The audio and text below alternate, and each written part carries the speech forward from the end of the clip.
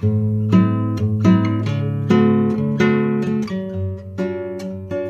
你今日飲咗未啊？飲 orange juice？ 青紅蘿蔔豬骨湯？ Coffee or tea or me？ 飲橙汁？不如試下飲 Coffee Bubble Tea 啦。Hello, everyone, and welcome to another episode of Coffee Bubble Tea. Today, here with me, I have Samson and Colin. And in addition, we have special guests. Right now, we have John from Wonder Pens and his wife partner in business. What do you call her? Yeah, I think probably all of the above. She's my partner in everything. So we spend a lot of time at home and also at work where we're always together. Yeah. But yeah, like basically my partner in everything. Okay. And Liz will be joining as soon as she can settle the baby down for a nap. So I met Liz in university when she was in the same program as myself, training to become a teacher. And at the time, Liz was dating John, who was also studying at the same university, studying economics. So they eventually moved to Toronto and began working, Liz as a teacher and John at a bank. And in Toronto, I bumped into Liz on a few occasions over the years, at a coffee shop, at the AGO. And finally, we decided to connect and catch up.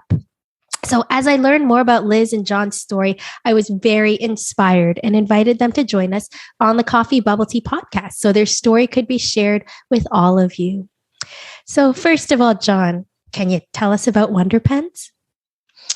Yeah, so Wonder Pens is a pen and stationery store. Liz and I started it almost 10 years ago now. Liz used to be a teacher and I used to be in banking, and we were pretty young when we started. It was right before our first son was born, and I always wanted to start a business. I was pretty tired of working an office job, honestly, and Liz honestly loved teaching, but she has always been game to do any like crazy ideas that I have or follow along with me. So she went along with me like fully gung-ho to open up a business. What the business was going to be, we didn't really know at the time, but we somehow eventually landed on pens and stationery, and the rest is history. Well, can you tell us a bit of the story of how a teacher and someone in banking came to be stationery store owners? Yeah, Liz has always loved pens and stationery. So we used to purchase a lot of our stuff from the US. There were most of the stuff you could buy, like specialty fountain pens or gel pens or different things like that, like Japanese stationery, was mostly purchased online from the US at the time. And me being sort of like the cheapskate that I am, I was always grumbling, oh, why can't we find anywhere in Toronto to buy it from? And I think it just sort of naturally evolved from that. Like at the same time, we were sort of thinking about ideas of what kind of business we wanted to run. We thought about like a lot of different types of things, like cafe or a pet store or different things like that. And we saw an opportunity in the market for these kind of products. There was a very, like, as crazy as it sounds, like small and budding community growing with an interest in these type of things in Toronto, and there weren't too many other shops specializing in it. So we took the plunge. We opened up an online store. We launched it in 2013, just out of our condo unit. Like we just bought up a lot of stock and we had them on all the shelves, and we were like, we had no sort of real technology experience. Like I worked in technology, but more on the project management side of it. So we were just sort of like fiddling around, figuring things out on the fly. And we were, I think, pretty naive at the time. We didn't really know what we didn't know, but we just sort of went into it. We were in our early 20s, and we were just like, we're just gonna do this. We're gonna get it done. That's awesome.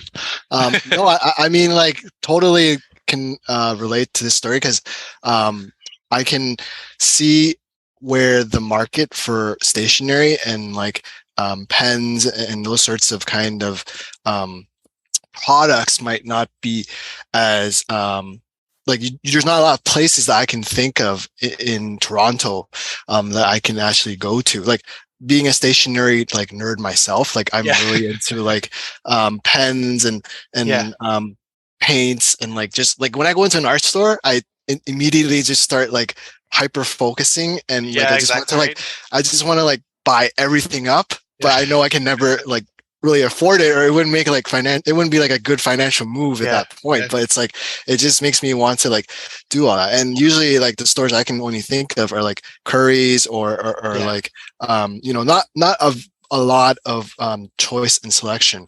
I guess like for you guys to kind of have to navigate what kind of business you wanted to own, like what stationery was something that you always came to love, I guess, or did you guys like fall in love with it to be able to because it's a pretty like niche kind of market to go into. I mean, I think it was like a really big risk at the time. Like obviously we had both like really stable jobs, and just from a purely stereotypical point of view, like our parents wanted us to like keep a banking job, keep a teaching job, or do something more stable, and we weren't really raised in entrepreneurial families. Like neither of our parents were entrepreneurial, but me personally, like I always wanted to run a business. It's just something that I've always enjoyed or like dreamed about doing. And I think I was a bit aimless at the time. Like I was in my office job. I honestly didn't love it.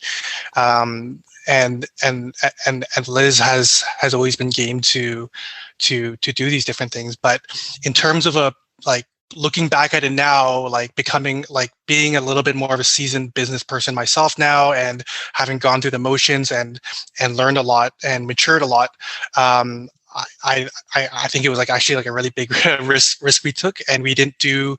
I'm a bit embarrassed to say, like we didn't do like a ton of market research. It was like we went more from our gut at the time.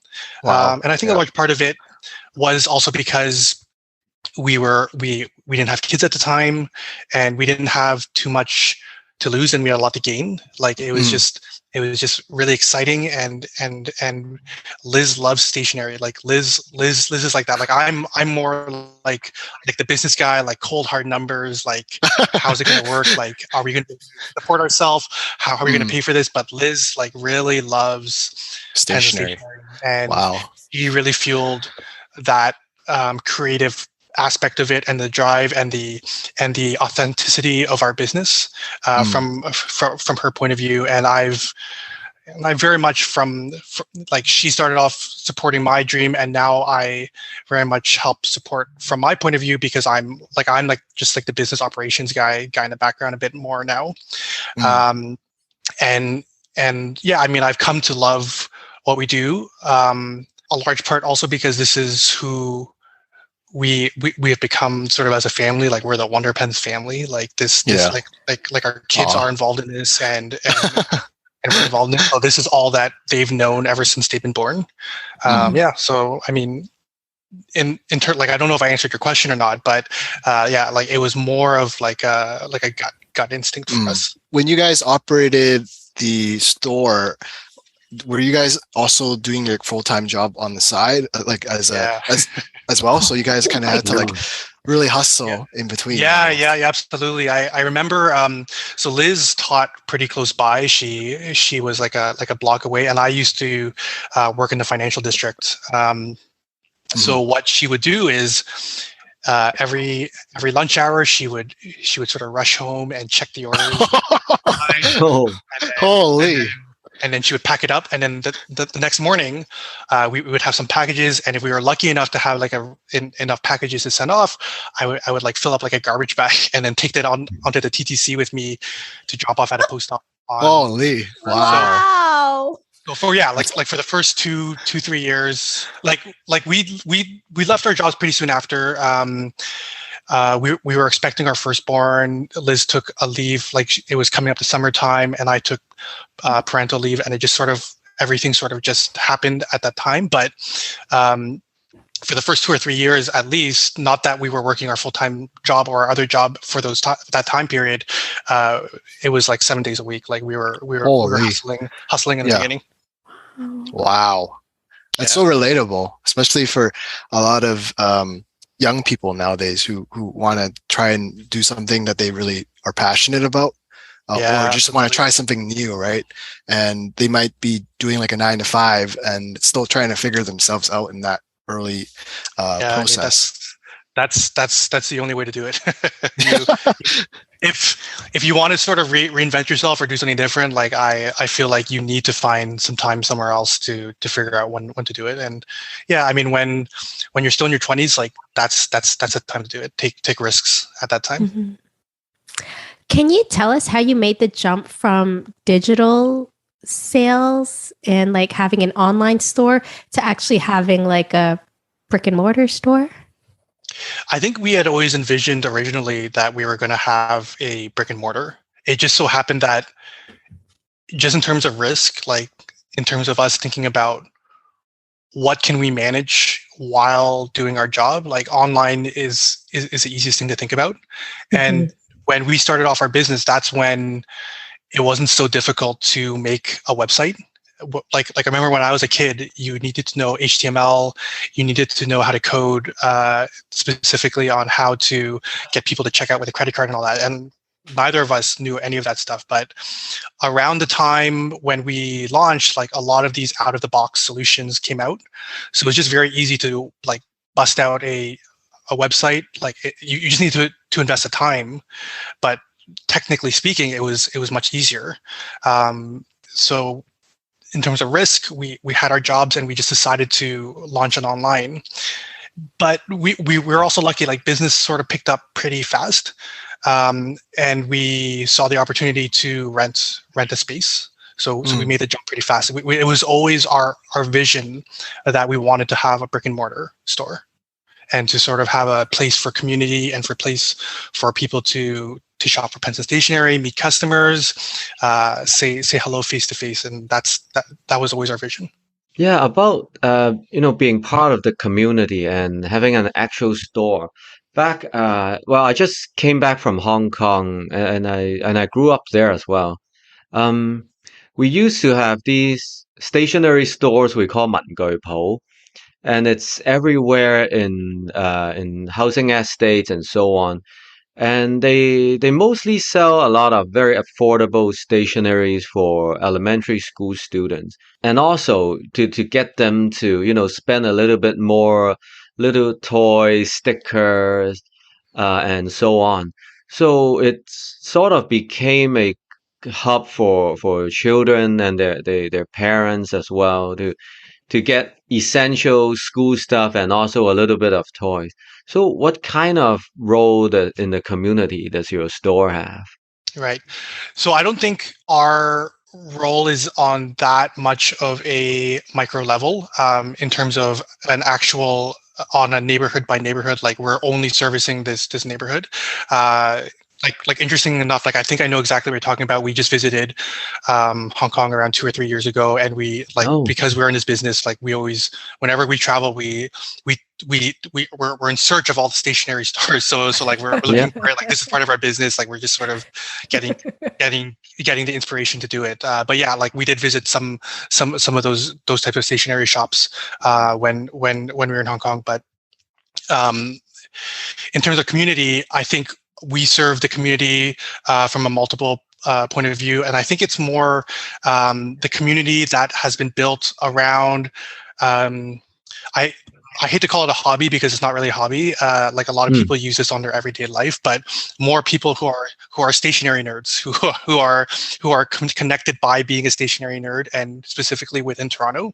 So there are communities that meet and sort of share what kind of pen are you using, or we talk about like journaling, like what are you journaling about, or we join together in things like letter writing. Like we hold a letter writing events every now and then, a little bit less over the last few years, obviously, but where we come together and we just write letters together, and we just love stationery. We love talking about writing and different things like that. So from a community point of view, it's more about us supporting the stationery and fountain pen community, which is actually quite small, or not like everyone sort of knows each other. It's circular within the Toronto community, or even within the North American community. And but yeah, we love holding these type of events to bring people into this world of stationery. Well, after coming back, and it was pretty frustrating trying to get stationaries, because I live up in North York, so it's not in the middle of suburbia, right? But still, even Staples or going to Walmart, it really sucks to have very little choices. And I remember, I remember going to school. I mean, back in high school or back in elementary school, there were, I could tell from the feel of writing on a ballpoint pen, something that's, normal quality, and something that feels useful, right? Something that feels smooth, a good ruler, a good eraser, a pencil, and so on. Like I sort of grew up with that, having in those 文具鋪 in Hong Kong, they stock cheap things too, but even when it's cheap, it's well made. I mean, I want to use the word affordable, but now there are so many mass produced, in prepackaged sets that are really bad. It makes you feel that writing doesn't feel nice to write. I don't want to put pen on paper because it's not smooth. No, for sure. Yeah, I mean that's our bread and butter. Like, there are so many selections on the market. There's thousands and thousands of different things, and everyone has their own personal preference, honestly. So yeah, I mean, we stock like a lot of curated things, but I think more and more as we've grown, we've also begun to stock more variety rather than more curated. And I think it's nice. Like, one of the things about you asking about like our brick and mortar location, people like to have that tactile feeling and come in and try different things, and that's the biggest advantage. Like, I guess from a business perspective, we think about it a lot. Is there going to be room for brick and mortar store in the future? Like, what's going to happen in 5 or 10 years, where people shop online? Like, everything's bought online. Are people still going to be shopping on brick and mortar shops? And I think the answer for at least the near future is yes, because there are a lot of these tactile things that you'd like to come in as a tactile feeling. But you also asked about neighborhood and community. While I can't say like we're specifically servicing that neighborhood, like just from a shopper's perspective, for me as a shopper's perspective, and me also having the perspective of a small business owner, I very much like supporting local business. Like, I like going in and knowing who people are, and they know me. So from that perspective, it's very nice having interesting or unique shops in a neighborhood. I think it enhances that neighborhood and builds community in that neighborhood. How do you guys usually like scope or figure out what kind of like stationery or like things you want to like put in your shop with so much variety nowadays? It's like, what kind of, do you guys have like a checklist or something you use, or how do you actually like determine like? Yeah. I think in the early days, we honestly used to bring in a lot of things that Liz loved. so a lot of our store buying stuff, and to a large extent now too, because like usually the stuff she really loves is translatable to things that are really worthwhile. Because she doesn't like, she's not someone who mindlessly like consumes like a lot of different things. Like, she likes to get things that she loves, and it's not going to be like just getting random things. Random things. But now, as the business has evolved, like over the last 10 years, the way the business is run from also the manufacturing point of view, and the crowd of people who are consuming these products has grown also. So now it's a lot more products coming out from different companies, and there's more companies being built, created every year. So it's a lot to do with what customers are asking us to bring in. There's lots of stuff, and I don't know if we'll ever be able to bring in everything. Like I don't know if we're that big.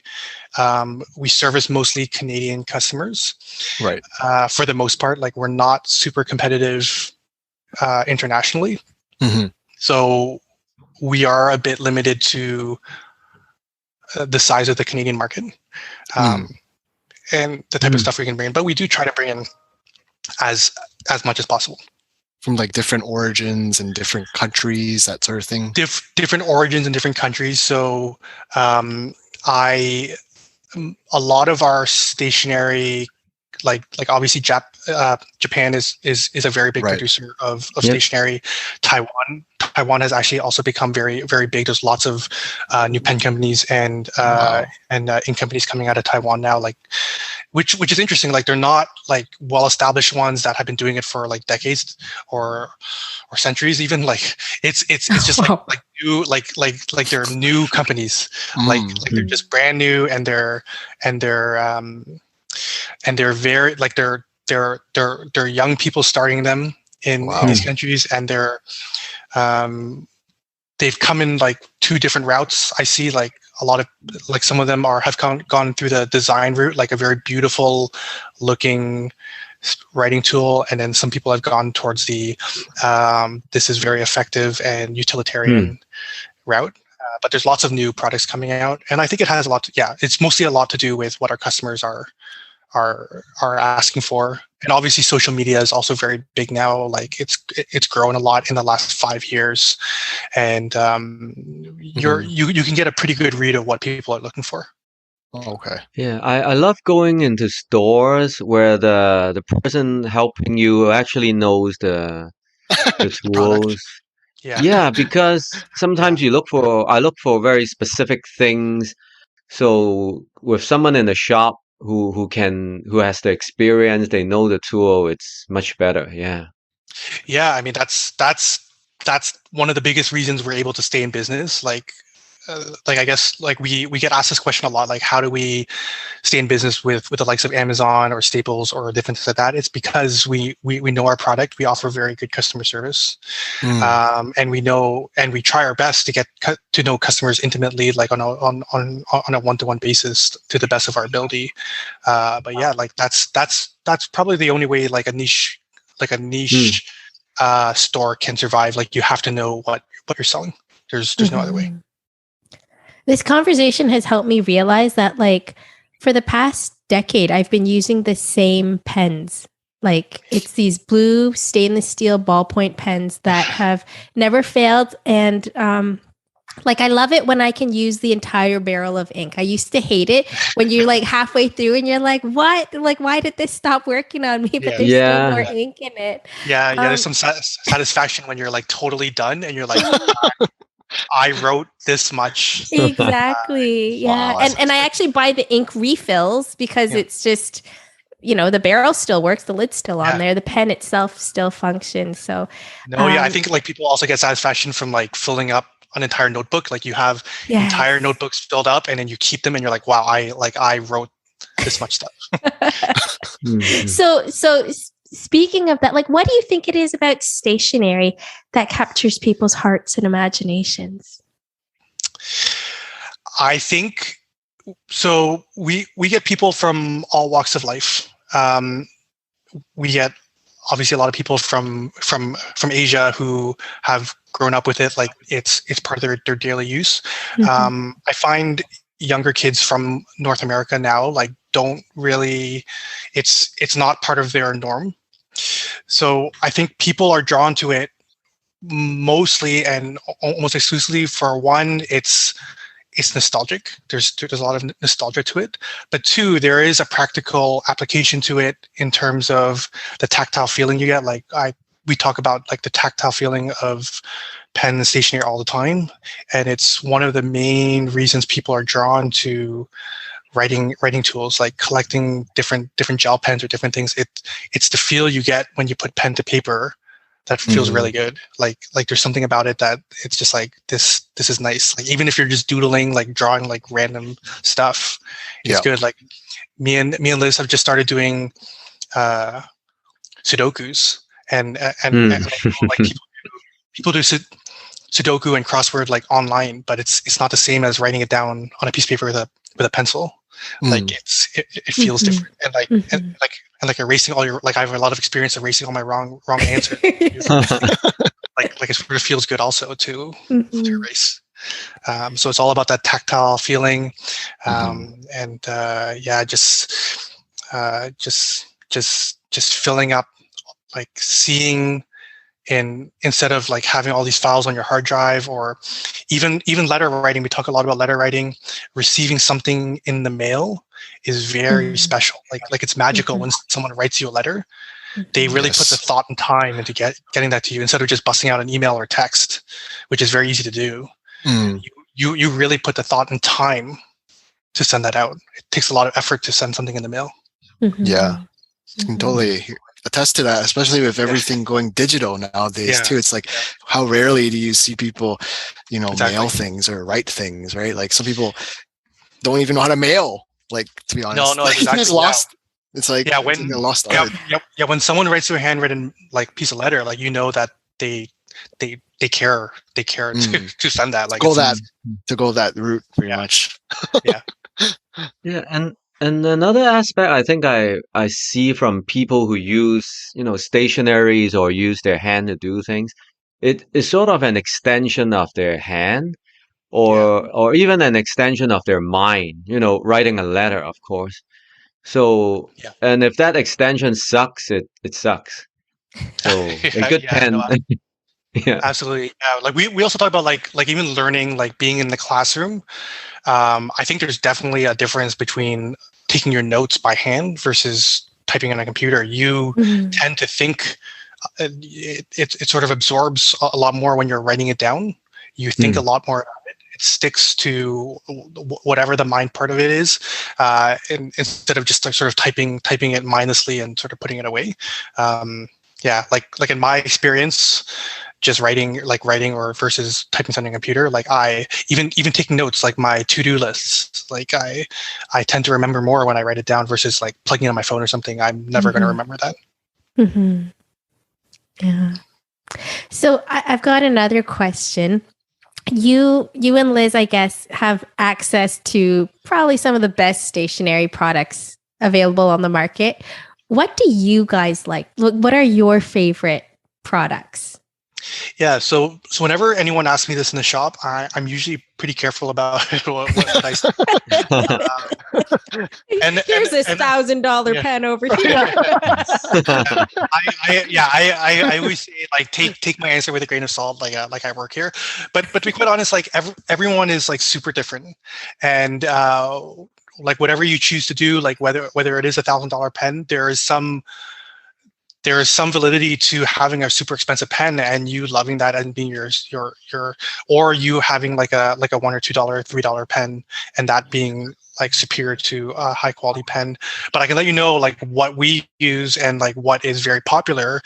Different things like the Lamy Safari, which is this sort of German made school pen, which has been around for many years. It looks a bit funky, and it's one of the most used pens. I remember when I used to work in banking, I had a Lamy Safari, and I would bring it into meetings, and everyone would say, "Hey, what is that?" Like it was a really good icebreaker, also. But it's just like it like struck up conversation. It's very iconic, and you can sort of tell that there's something different about it. But yeah, like a Lamy Safari, and people love different kind of notebooks, like different planners. It's the planner season now, so there's a very popular product called Hobonichi, which people love to use for planning their year out.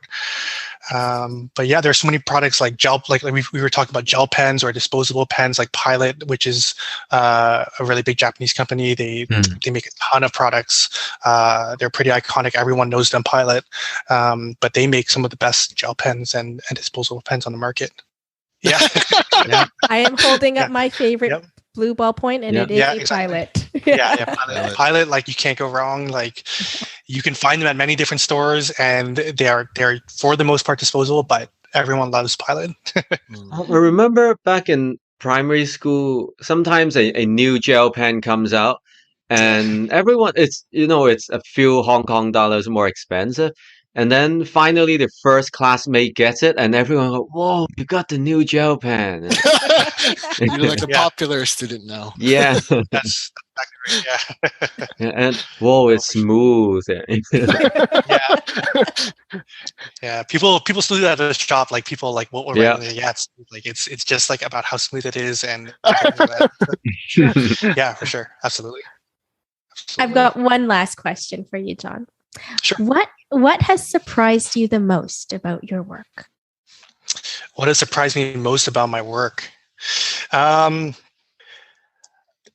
think when I first got into this, I don't think we realized how strong and friendly and how big the community would end up being for this specific niche. We meet new people every day who are very nice from all walks of life. We've met many new people doing this. So just the type of people that we've met and have been able to build relationships with is what's surprising me the most. I think many other businesses have customers who come in one or two times, but many of our customers have been with us since the beginning.